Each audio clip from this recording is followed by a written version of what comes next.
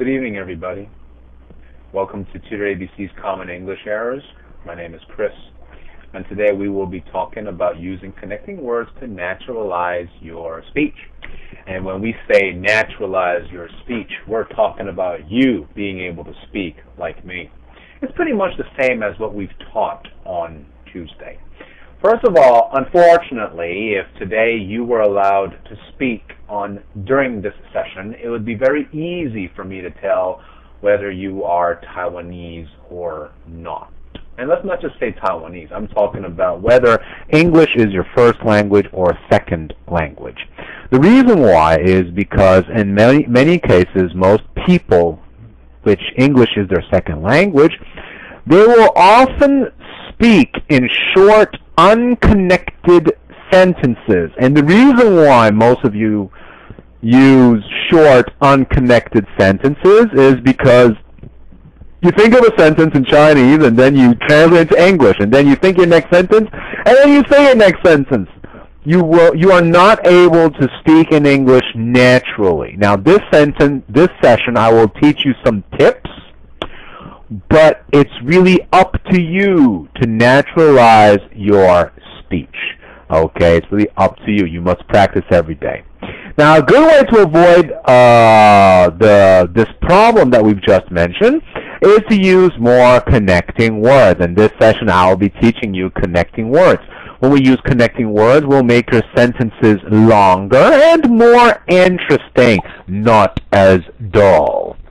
You see, when you connect words, okay, your flow, your speaking, your flow of speaking would be more smooth. You see, if I wanted to just say, I didn't have a jacket, I went outside, it's not smooth.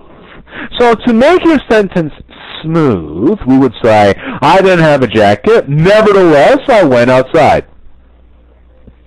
Or I can also say, like I'm sure that in Taipei or all around Taiwan right now, it's freezing cold outside. I would say, I don't have a jacket, but I don't care. I'd still go outside.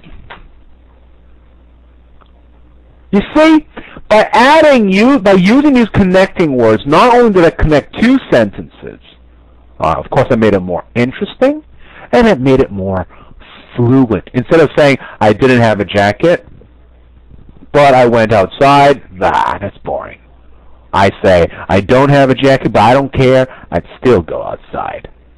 All right? Or I didn't have a jacket, but I didn't care, I still went outside.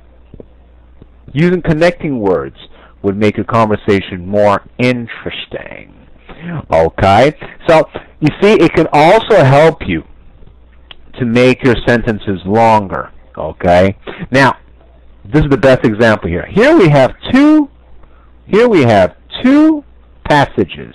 I'm going to read the first one, and I'm going to try to read it as fluent as possible, and then I'm going to read the second one. Now, I want you to try to pay attention and see what's the difference in the rhythm, the flow.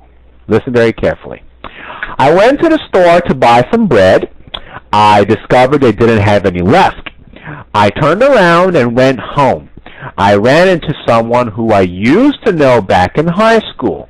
We were on the school's basketball team together. Sound like a machine. But if you want to sound more human, this is how you would say it.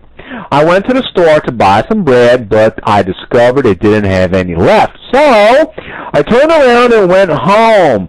On my way home, I ran into someone who I used to know back in high school. We were on the school's basketball team together. So you see, by using connecting words like but, okay, let me circle them for you, like but or so and okay, by using on my way home, okay, these connecting words, we make it more fluent. It sounds better. It sounds more natural. Okay, now I know you're going to ask me, I can't say such long sentences all at once, but that's why you need to practice